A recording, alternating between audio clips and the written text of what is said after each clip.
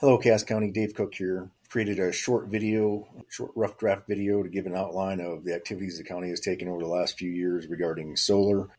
Taking a look at the screen here, on the right is a timeline from 2018 up to 2024 and key dates and activities throughout that time period. I'll go over here shortly. Off to your left, you'll see in the upper left two acronyms. BOC is Board of Commissioners. That's the 5 commissioners that are elected in the county to oversee the county's activities. And CUP is a short for conditional use permit. You'll see those two acronyms throughout this short 23 minute video. The rest of the screen is a somewhat blurred but highlight of the main issue that was brought to the county's attention as they proceeded to act upon the 2022 next year, a 320 megawatt solar request. And we'll get more into the details on that slide as we go through the timeline. First, beginning in 2018, Mike Jensen, the county zoning administrator, and Alan Mueller, the planning commission chairman, began a rewrite of the regulations. Up to this point, the regulations are in hard copy only, I believe, and they're attempting to modernize them, get them electronic copy so they can share them better with the public. Jensen desires to seek outside consultant assistance in order to rewrite the regulations. He's going to lean on JEO consultant Jeff Ray due to his previous work with Mike on the Cass County Comprehensive Plan back in 2014. The Cass County Comprehensive Plan is just a tool that the county commissioners can use to help shape development and infrastructure requirements going forward into the future. It's a long-range plan vision on how to shape the county. In 2020, March 9th of 2020, to be specific, the Planning Commission, led by Alan Mueller and Mike Jensen, have a meeting to discuss the regulations rewrite update. And one of the line items on the minutes from that meeting is items to be discussed later, solar panels, and the remarks indicate discussion and research on which districts to allow it in. So the minutes reflect the desire of the Planning Commission and zoning administrator to have further discussions on where to put commercial solar and neighborhood solar and residential solar throughout the county. That gets tabled, and from March 9th of 2020 all the way up until the regulations are approved in August of 2021, there is no documented discussions reflecting that any discussion occurred in front of the public. So 2021, after a 2.5-year rewrite of the regulations, Mike Jensen, Alan Mueller, and Jeff Ray get in front of the board on August 3rd of 2021 to review the regulations and ultimately seek board approval, which occurred on August 3rd. So September 13th, the first planning commission meeting after the August regulation rewrite, Mike Jensen, Alan Mueller are speaking in front of at least 34 people in the county, and they're confirming that there's no commercial solar in Transag. In fact, they go as far as saying that commercial solar is equivalent to livestock feeding operations, meaning that they're a blight on the community and they need to be regulated in the same aspects as livestock feeding operations. Fast forward to November 15th of 2021. Again, at a planning meeting, Mike Jensen and Alan Mueller again state that there will be no commercial solar in Transag, and they continue with their story that commercial solar is equivalent to livestock feeding operations and chicken barns. Again, a blight on the environment. Now, into 2022, in the first week of January, the county receives a letter from NextEra Energy seeking a conditional use permit for a 320 megawatt solar array to be installed just north of Murray. On January 10th of 2022, at a planning meeting, Alan Mueller is on the record making remarks with respect to the zoning regulations that he's noticed a significant number of errors in the regulations. Mike Jensen affirms Alan's conclusion and acknowledges that there are a number of errors, but believes they're mostly admin, and he'll continue to work on correcting those throughout the remainder of the year. The point here is that both Alan Mueller and Mike Jensen, early as January 10th, perhaps even earlier, of 2022, recognized there are significant errors within the zoning regulations that they briefed in front of the Board of Commissioners on August 3rd of 2021. February 15th of 2022, a number of concerned citizens, residents from Cass County met with the board, including myself, to discuss our concerns with the conditional use permit, the size and scope of the project, and the county's vision with respect to the Cass plan and the long-range future of the county and solar. It's here where Mike Jensen first concocts his cover story for the comments that he made during the September and November planning meeting, where he said commercial solar would not be allowed in Transag. It is here on February 15th where he is saying on the record that it's always been allowed in Transag, and we were just mistaken. Fast forward to March 14th of 2022, the Planning Commission holds a public hearing to vote upon the Nexera 320 megawatt conditional use permit request, and it results in a 4-4 tie with neither a recommendation for nor against the project. On March 21st, 2022, the board was informed of the regulations inconsistency that you'll see off to the left side of the screen, and it's here where Jensen claims that the matrix overrules the written text. Again, he's sticking to his concocted story of February 15th of 2022.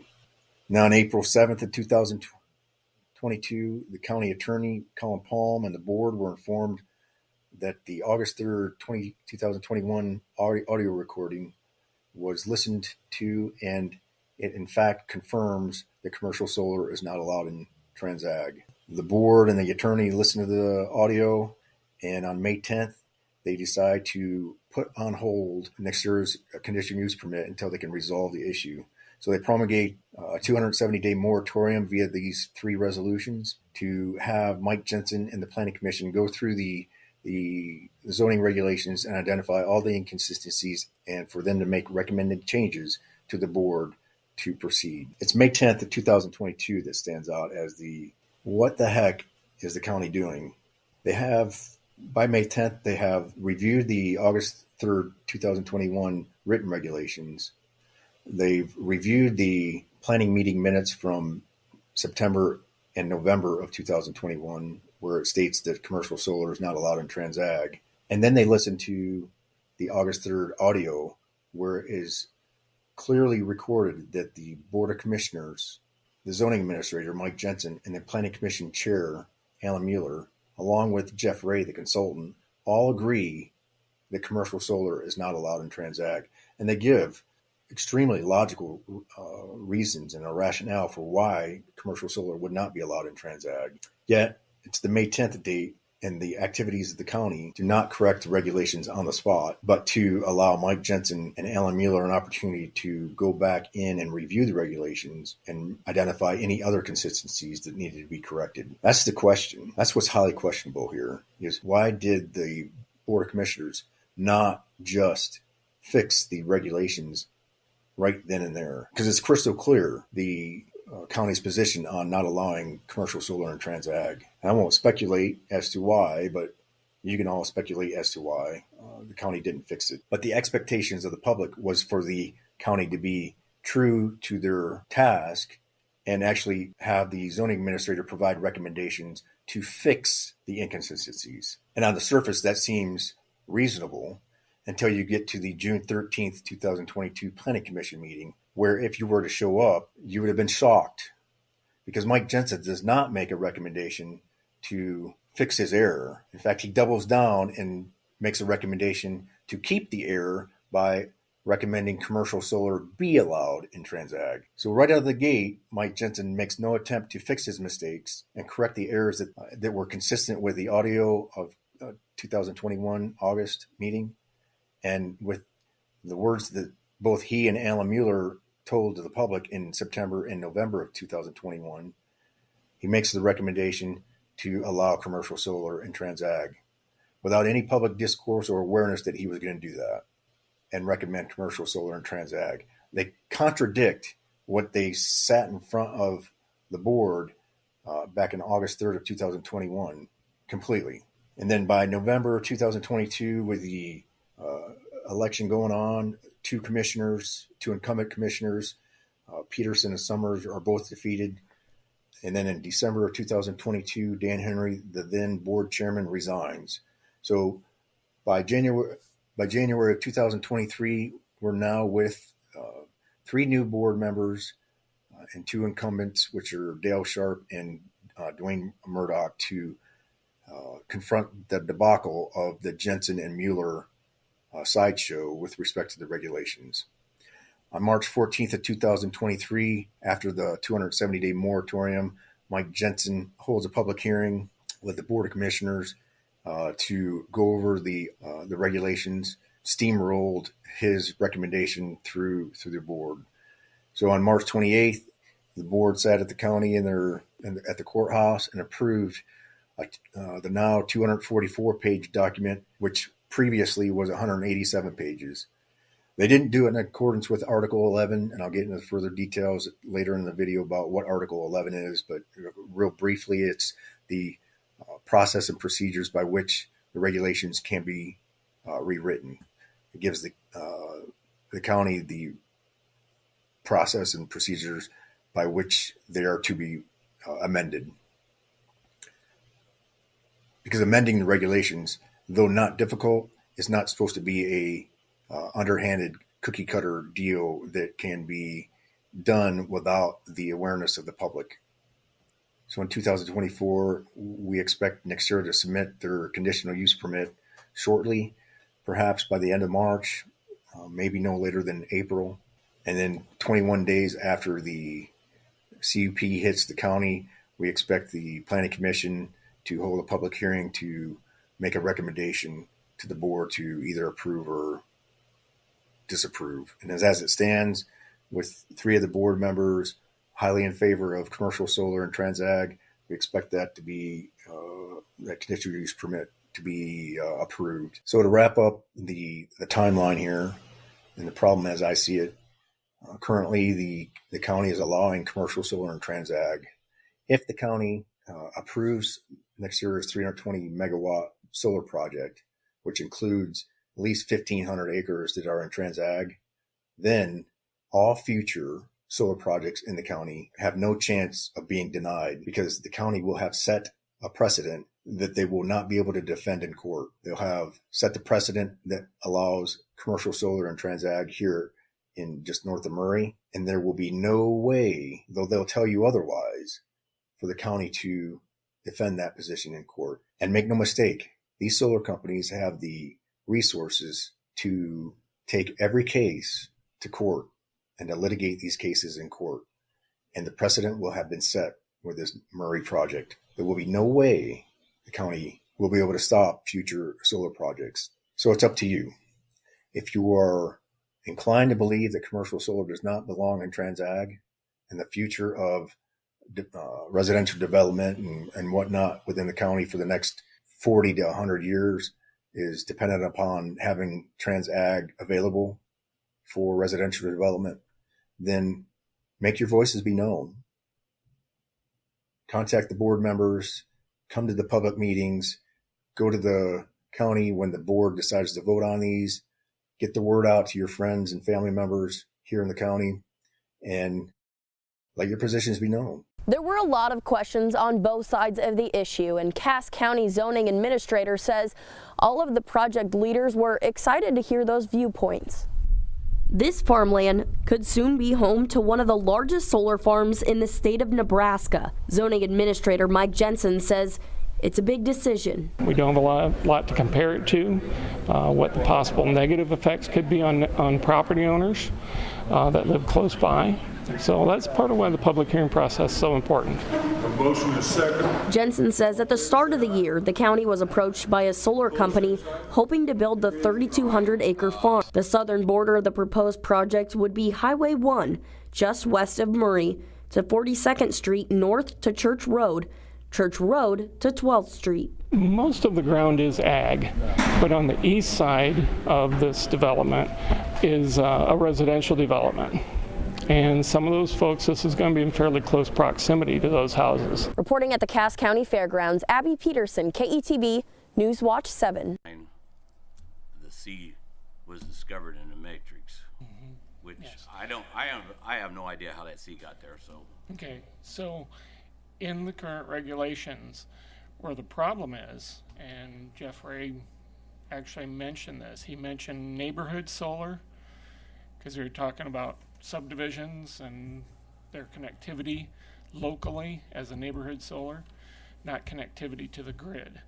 So what Jeff Ray did, I don't know if it was an error or what, but he had neighborhood solar and commercial solar in the same category in the matrix, and he put a C there. I believe it was an error, but either way, it was in there and does not belong there. So basically what we're doing, there's other things on the planning commission that we're going to listen to as a public hearing. Yes. But we're trying to decide whether or not that C was a mistake or it was supposed to be there. I believe that C was an error because JEO, Jeff Ray, had both neighborhood solar and commercial solar in the same category. I don't believe the board had a problem with neighborhood solar being a conditional use, okay? The board did not intend for commercial solar to be in transitional ag. So that's where that error is. Now, with the proposed regulations that are going to be considered tonight, if we go back to that August 3rd, if you remember in that time period, I was not supportive of commercial solar in transitional ag because of housing, because of ag, all those reasons.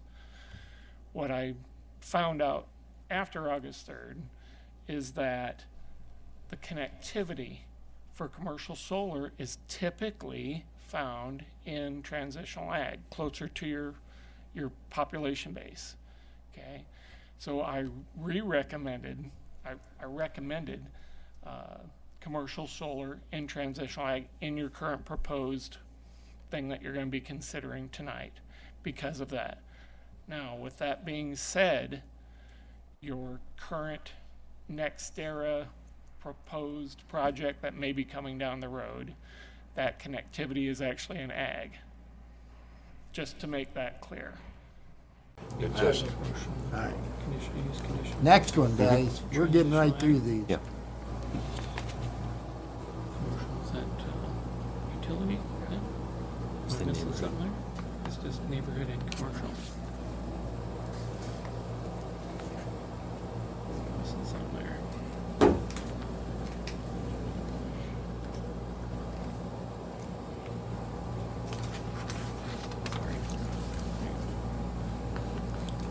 We consolidated them. Mr. Henry, while we've got some downtime here, may I ask, has the rest of the board had the opportunity to see the tax revenue memorandum that I sent via email? I made copies for everybody. Do you see that? Everybody see this? I laid copies there for you. And if, while they're speaking, if I may just address that Sure. really We can quickly. either leave it this way. The reason we provide that, this is obviously a hypothetical project. It doesn't exist at this point in time.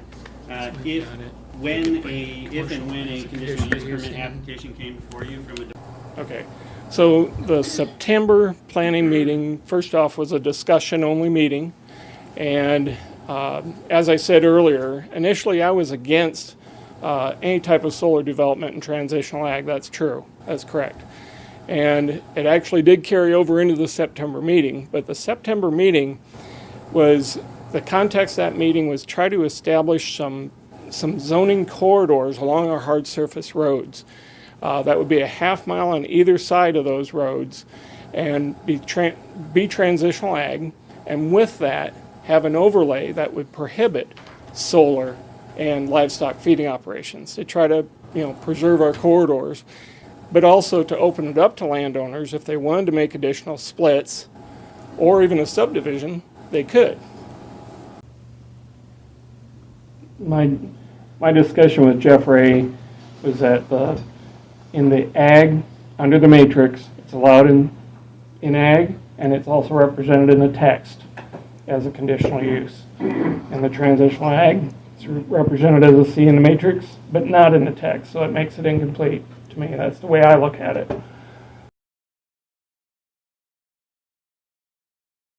County Nebraska board members considered adopting zoning regulations for solar power farms, something that's become a hot button issue for some. For several weeks, the board has been working to update regulations Today, board members discuss how far commercial solar equipment should be from residential properties. Among the changes made, setting that distance at least 500 feet. The issue will go back to the board with several amendments for a vote. As a reminder, the item is strictly for zoning regulations. It does not approve or deny any future development.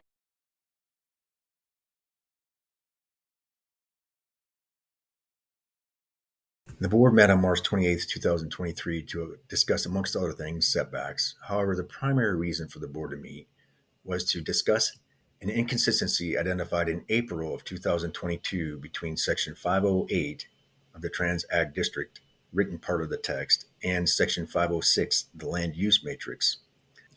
Section 508 does not account for commercial solar conversion systems as a permitted conditional use. There is no text to support that written in the regulation.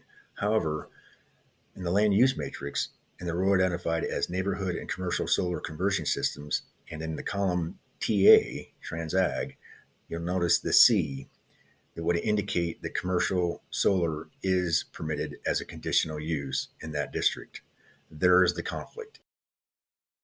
It's not allowed in Section 508, and it is allowed in Section 506. How do we resolve that conflict? On May 10th of 2022, the BOC implemented a 270-day solar moratorium and tasked the Planning Commission and Zoning Administrator via Resolutions 2022-06 and 2022-08 to resolve and make recommendations for that inconsistency and any other inconsistency they could find in the regulations. Board of Commissioners' direction to the Planning Commission and Zoning Administrator was straightforward via the resolutions 2022-06 and 2022-08. The Board of Commissioners invoked Article 11 of the regulations. Article 11 is the process and procedures by which the regulations can be amended, and the Planning Commission and Zoning Administrator must follow those.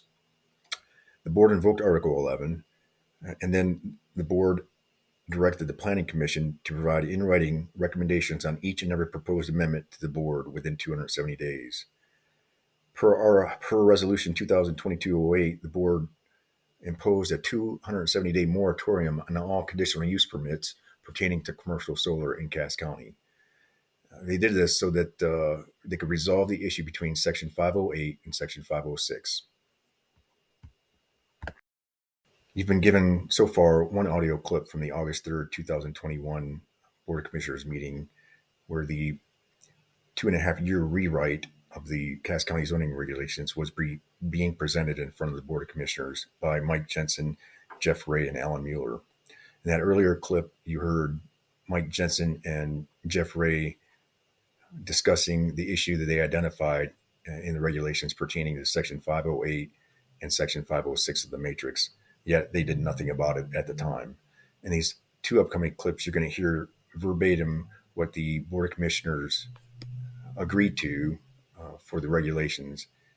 If after listening to these next two audio clips, and they're pretty short, about a minute and a half long each, you're wondering why the Board of Commissioners didn't resolve the issue on the spot on May 10th of 2022, you're asking yourself a good question. Because the evidence is overwhelming that Section 508 was correct and the matrix was wrong. Yet the board imposed a moratorium, a 270-day moratorium, to quote unquote give the zoning administrator and the planning commission an opportunity to identify inconsistencies within the regulations. Pretty unsatisfactory, pretty underhanded approach by the county to take in regards to public policy with respect to solar in the county. We got the residential. We got that residential done. Now we got a neighborhood deal. Yeah, so if you want to build a new subdivision, and for your subdivision you want to supply electricity with a adjacent area for your own solar array, there's provisions to do that as well.